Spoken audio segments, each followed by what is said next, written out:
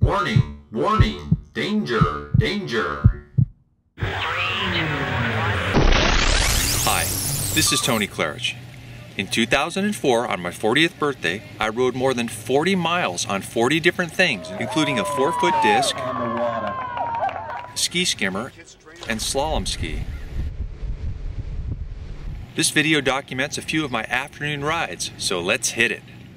Hi guys, Tony K here, welcome back. On this 30th ride I was getting especially tired and a little bit cold. It took me over 5 tries to finally get up. Here you can see me dragging my leg for stability and very gingerly putting it up around the spray and on the back of that 1 inch by 4 inch by 5.5 foot piece of wood known as a paling. There's no bindings and no fin on this piece of oak, so that makes it a little tricky. After nearly 6 hours of riding, I was just happy to get up and make a couple cuts back and forth. But the best paling ride I ever saw was an Aussie who made 28 off in a slalom course. Piece of wood. Yeah, bring down the picnic table.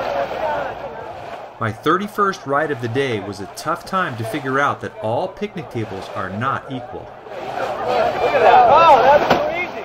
The picnic table I was used to riding was my grandma's, and it didn't have those built-in benches on the side. But that wasn't the key difference. What made this ride tough was the space between the slats of the table surface. That added a ton of drag once I got up. And it also meant that the table wanted to run lengthwise so that the water could go down those slats with the least resistance, something I didn't know until I popped up. As you can see, I was very surprised by how much drag there was, and I kept trying to move further and further back on the table. And eventually I just figured, man, I am so tired after all this riding, I'm just going to sit down for a ride and not do any tricks. I eventually moved back so far that I was standing completely on the back edge and the thing started porpoising like crazy. But that didn't seem to bother the people who were braving the wind and the rain. Special thanks go out to my friend Captain Craig, who brought out both tables for me to ride that day. Dude, happy birthday. You recognize this hat? You popped it at Flight World. 40. Noah's number. After the extreme drag of the wooden picnic table, this kid's plastic picnic table was an absolute joy to ride. There was very little resistance, and I was able to even bust out a few moves and have some fun on the water one more time. But my next ride was by far the most inspirational of the day. There's my Grandma Murphy getting ready for her part. And now I'm helping my 5-year-old son get ready with his wakeboard. Out here on the water all at the same time.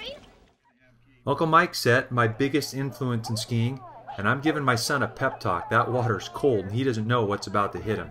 Alright, so on the water out there we got Mr. Tony, who we all know is 40. Mary Murphy, who is, she is 86. K2, who is 5. And Mike is 55. 4 generations out there. It took quite a bit of organization and planning, and it all came down to this moment. Would we pull it off?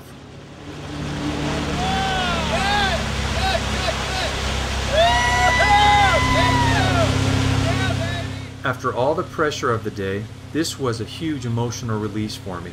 I looked to my right to my son, to my left, my grandmother, my Uncle Mike, and it was amazing to be part of this beautiful water skiing family.